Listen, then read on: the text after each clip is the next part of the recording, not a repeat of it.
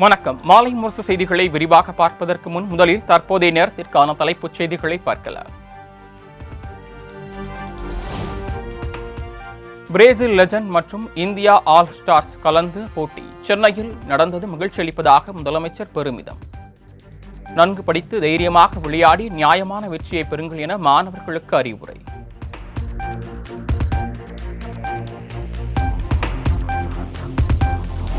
April 6ஆம் தேதி தமிழ்நாடு வருகை தரும் பிரதமர் நரேந்திர மோடியை சந்திக்க EPS நேரம் கேட்டிருப்பதாக தகவல். அதிமுக பாஜக இடையே கூட்டணி பேச்சுவார்த்தை நடைபெற்று வருவதாக கூறப்படும் நிலையில் முக்கியத்துவம் பெறுகிறது சந்திப்பு.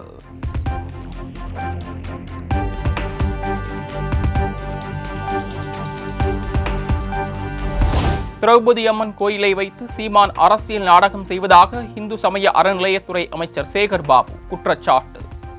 ஒரு வாரத்தில் கோயில் திறக்கப்பட்டு பக்தர்கள் தரிசனத்திற்கு அனுமதிக்கப்படுவர் என பேட்டி.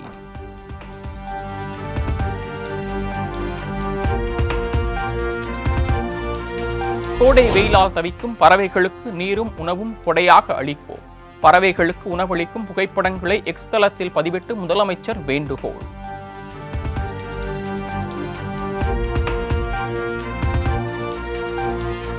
சேலம் சூரமங்கலம் பகுதியில் அதிமுக சார்பில் நீர்மோர் பந்தல். மக்களுக்கு மோர் பழச்சாறுகளை வழங்கினார் அதிமுக பொதுச் செயலாளர் எடப்பாடி பழனிசாமி.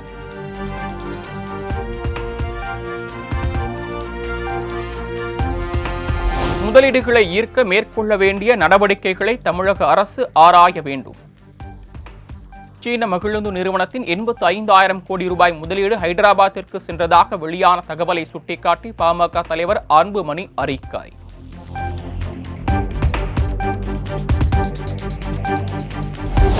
அத்தியாவசிய பொருட்களின் விலை உயர்வுக்கு வழிவகுக்கும் சுங்க கட்டண உயர்வை உடனடியாக திரும்பப் பெற வேண்டும். நள்ளிரவு முதல் கட்டண உயர்வு நடைமுறைக்கு வர உள்ள நிலையில் அமமுக பொதுச் செயலாளர் டிடிவி தினகரன் வலியுறுத்தல்.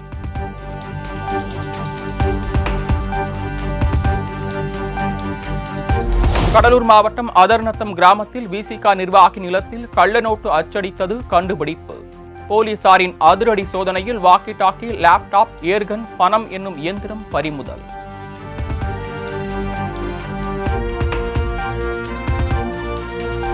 இந்து, முஸ்லிம், சீக்கியர் என மக்களை பிரித்தால சூழ்ச்சி நடப்பதாக மேற்கு வங்க முதலமைச்சர் மம்தா பானர்ஜி விமர்சனம். கொல்கத்தாவில் நடைபெற்ற ரமலான் பண்டிகை கொண்டாட்டத்தில் நூற்றுக்கணக்கானோர் இடையே பேச்சு.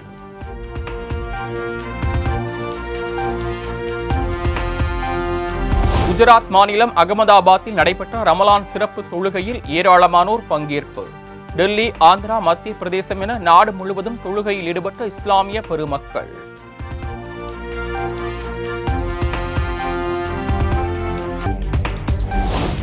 நாட்டு மக்களுக்கு குடியரசுத் தலைவர் திரௌபதி முர்மு ரமலான் வாழ்த்து.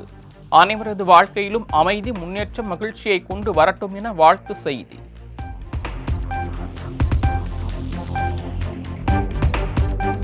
ஈகை பண்பு சிறக்க ரமலான் கொண்டாடும் இஸ்லாமிய மக்களுக்கு முதலமைச்சர் மு.க. ஸ்டாலின் வாழ்த்து. இஸ்லாமியர்களின் வாழ்வு என்றென்றும் வளர்ப்பறையாக ஒளிர வேண்டுமென எதிர்க்கட்சித் தலைவர் எடப்பாடி பழனிசாமி, பாஜக தலைவர் அண்ணாமலை, தவேக தலைவர் விஜய் உள்ளிட்டோரும் வாழ்த்து.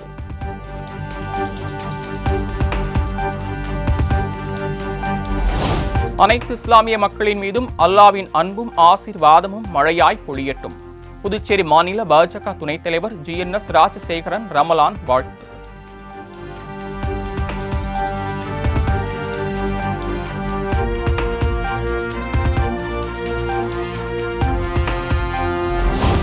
மோகன்லால் நடிப்பில் திரையரங்குகளில் ஓடிக்கொண்டிருக்கும் எம்புரான் திரைப்படத்தின் சர்ச்சைக்குரிய காட்சிகள் நீக்கம் என தகவல். 17 இடத்தில் கட் செய்யப்பட்டு 2 நிமிடங்கள் வரை காட்சிகள் நீக்கம்.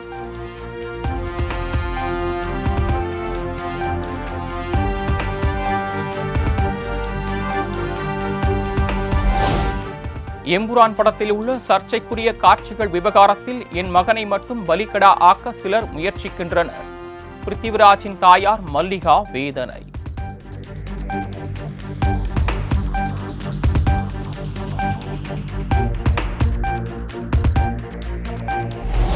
சென்னையில் 1 சவரன் ஆபரண தங்கம் 520 ரூபாய் அதிகரித்து 67,400 ரூபாய்க்கு விற்பனை.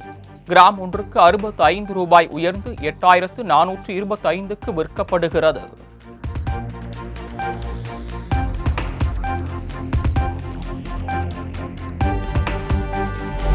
சென்னை விருகம்பாக்கத்தில் வழக்கறிஞர் வெங்கடேசன் கொலை செய்யப்பட்ட வழக்கு. குற்றவாளியை பிடிக்க 3 தனிப்படைகள் அமைப்பு.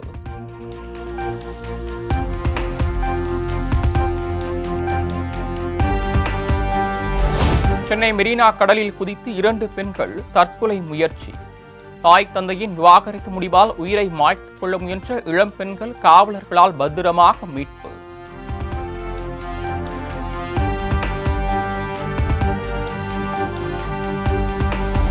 சென்னை மாநகராட்சியில் நடப்பாண்டுக்கான சொத்து வரியை செலுத்த இன்றே கடைசி நாள். சொத்து வரி செலுத்தாதோருக்கு நாளை முதல் அபராதம் விதிக்கப்படும் என சென்னை மாநகராட்சி எச்சரிக்கை.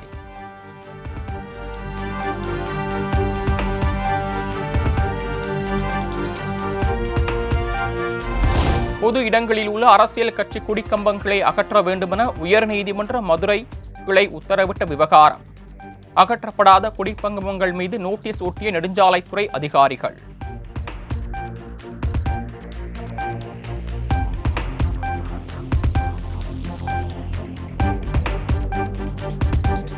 உதகையில் நாளை முதல் ஜூன் 5ஆம் தேதி வரை சினிமா படப்பிடிப்பு நடத்த தடை விதிப்பு. கோடை விடுமுறையொட்டி சுற்றுலா பயணிகள் வருகை அதிகரிக்கும் என்பதால் நடவடிக்கை.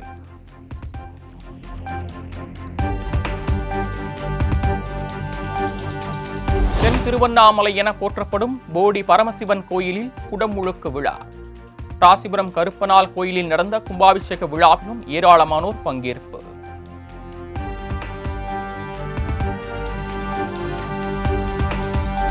ரமலானை ஒட்டி கன்னியாகுமரி தோவாளை மலர் சந்தையில் பூக்களின் விலை 3 மடங்கு உயர்வு. 850 ரூபாய்க்கு விற்கப்பட்ட 1 கிலோ மல்லிகைப்பூ 1500 ரூபாய்க்கு விற்கப்படுவதால் வியாபாரிகள் மகிழ்ச்சி.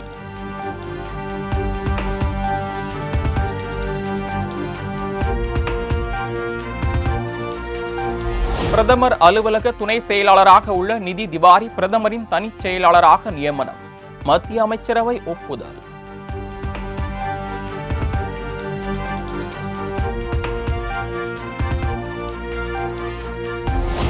காங்கிரசின் கொள்கைகளால் தான் நாட்டில் நக்சலிசம் அதிகரித்ததாக பிரதமர் மோடி சாடல்.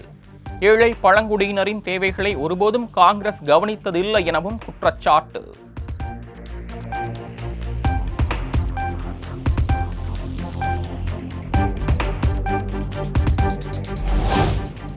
கொரோனா பேரிடரின் போது உலக நாடுகளுக்கு தடுப்பூசிகளை விநியோகம் செய்த பிரதமர் மோடிக்கு காங்கிரஸ் எம்பி சசி தரூர் பாராட்டு. ட்ரம்ப் உடனான சந்திப்பு குறித்து அண்மையில் நிகழ்ச்சி தெரிவித்திருந்த நிலையில் மீண்டும் பாராட்டு தெரிவித்துள்ளதால் காங்கிரஸ் தலைமை அதிருப்தி.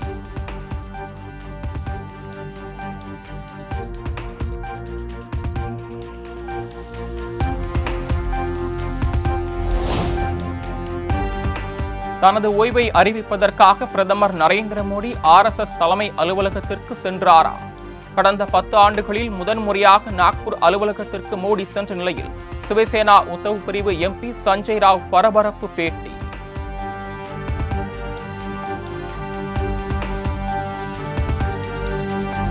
பாஜகவுடனான கூட்டணி முறிவுக்கு எனது சொந்த கட்சியில் உள்ள சிலர்தான் காரணம் என நிதிஷ்குமார் பரபரப்பு பேச்சு.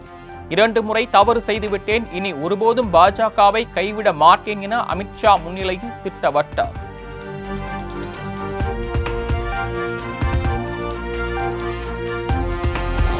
ஏப்ரல் 19ஆம் தேதி முதல் காஷ்மீரில் வந்தே பாரத் ரயில் சேவை. கத்ராவில் இருந்து காஷ்மீருக்கு செல்லும் முதல் வந்தே பாரத் ரயிலை கொடியசைத்து தொடங்கி வைக்கிறார் பிரதமர் மோடி.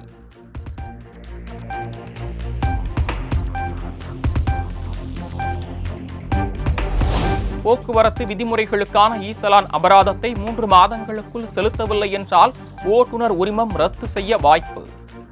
புதிய விதிகளை கொண்டுவர மத்திய அரசு திட்டம்.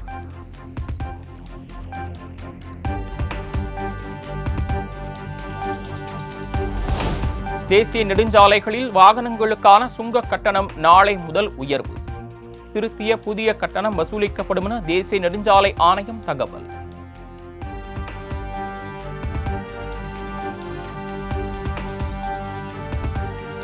பங்குனி ஆராட்டு திருவிழாவை முன்னிட்டு சபரிமலை ஐயப்பன் கோயிலில் நாளை நடை திறப்பு. சித்திரை விஷு பண்டிகையும் வருவதால் 18 நாட்கள் கோயில் திறந்திருக்கும் என தகவல்.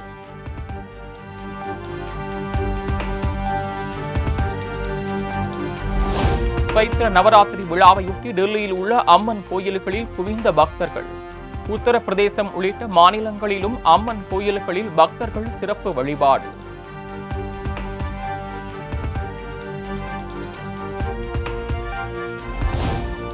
அமெரிக்காவால் எங்களை எப்போதும் வாங்க முடியாது என கிரீன்லாந்து பிரதமர் ஜென்ஸ் திட்டவட்டம். நமது எதிர்காலத்தை நாமே தீர்மானிக்கலாம் என முகநூல் பக்கத்தில் பதிவு.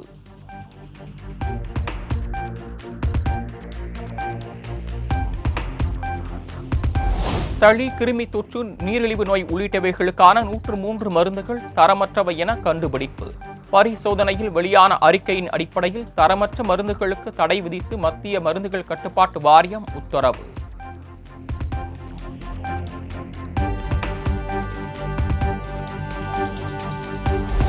இண்டிகோ விமான நிறுவனத்திற்கு 944 கோடி ரூபாய் அபராதம் விதித்தது வருமான வரித்துறை. அபராதத்தை எதிர்த்து வழக்கு தொடுப்போம் என இண்டிகோ நிறுவனம் திட்டவட்டம்.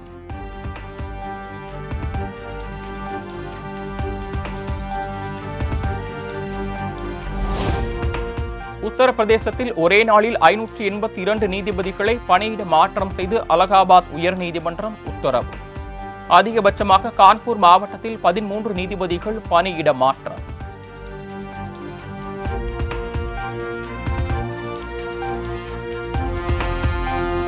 இந்திய பங்குச் சந்தைகளிலிருந்து தொடர்ந்து வெளியேறி வந்த வெளிநாட்டு நிறுவனங்கள் மீண்டும் முதலீடு. கடந்த வாரம் மட்டும் 31,000 கோடி ரூபாய் முதலீடு செய்துள்ளதாக தகவல்.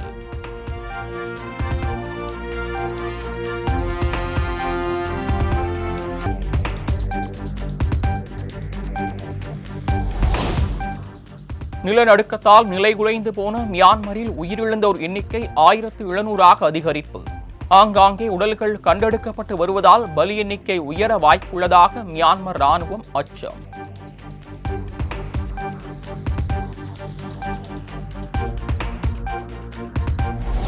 மியான்மரில் 700க்கும் மேற்பட்ட இஸ்லாமியர்கள் உயிரிழந்ததாக அதிர்ச்சி தகவல். வெள்ளிக்கிழமை சிறப்பு தொழுகையின் போது ஏற்பட்ட நிலச்சரிவில் கட்டடங்கள் தரைமட்டமானதில் இந்த கோர சம்பவம் நிகழ்ந்ததாக தகவல்.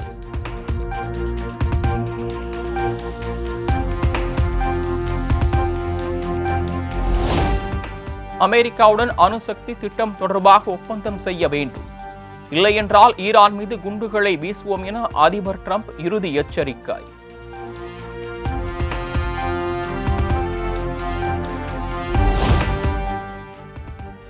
அணு ஆயுத ஒப்பந்தத்தில் கையெழுத்திடாவிட்டால் ஈரான் மீது குண்டு வீசுவோம் என டிரம்பின் எச்சரித்ததன் எதிரொலி. அமெரிக்காவின் நிலைகளை குறிவைத்து தாக்கும் திறன் கொண்ட ஏவுகணைகள் தயார் நிலையில் இருப்பதாக ஈரான் அதிரடி.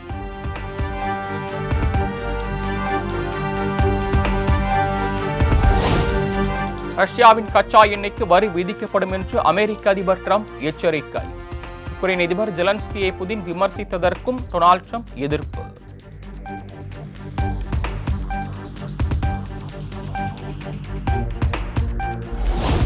அதிக வரி விதிக்கும் அனைத்து நாடுகளுக்கும் அமெரிக்காவும் பதில் வரி விதிக்கும். அமெரிக்க அதிபர் டொனால்ட் டிரம்ப் திட்டவட்டம்.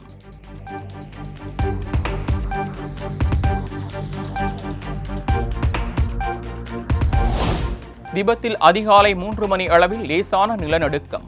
பூமிக்கு அடியில் 169 கிலோமீட்டர் ஆழத்தில் ஏற்பட்ட நிலநடுக்கம் ரிக்டர் அளவுகோலில் 4.5 பதிவு.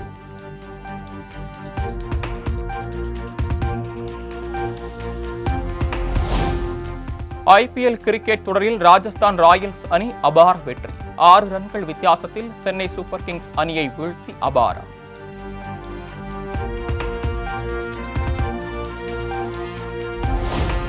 ராஜஸ்தான் ராயல்ஸ் அணி கேப்டன் ரியான் பராக்குக்கு 12 லட்சம் ரூபாய் அபராதம். கவுஹாத்தியில் சென்னை அணிக்கு எதிரான போட்டியில் மெதுவாக பந்து வீசியதற்காக நடவடிக்கை.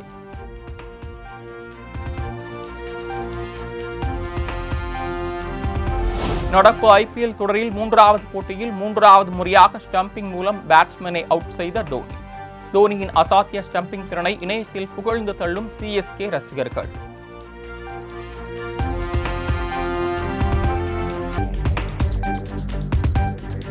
IPL சீசன் தொடங்கியது முதல் தொடர்ந்து 18 ஆண்டுகளாக விளையாடி வரும் தோனி நினைவு பரிசு வழங்கி கௌரவித்தது BCCI.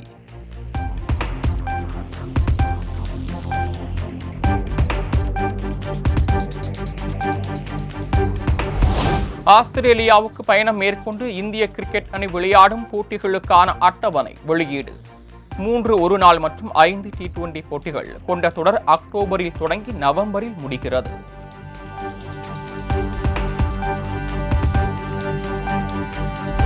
நடப்பு IPL கிரிக்கெட் தொடரில் மும்பை இந்தியன்ஸ் அணி முதல் வெற்றியை பதிவு செய்யுமா? இன்று நடைபெறும் லீக் ஆட்டத்தில் கொல்கத்தா நைட் ரைடர்ஸ் அணியுடன் பலப்பரீட்சை.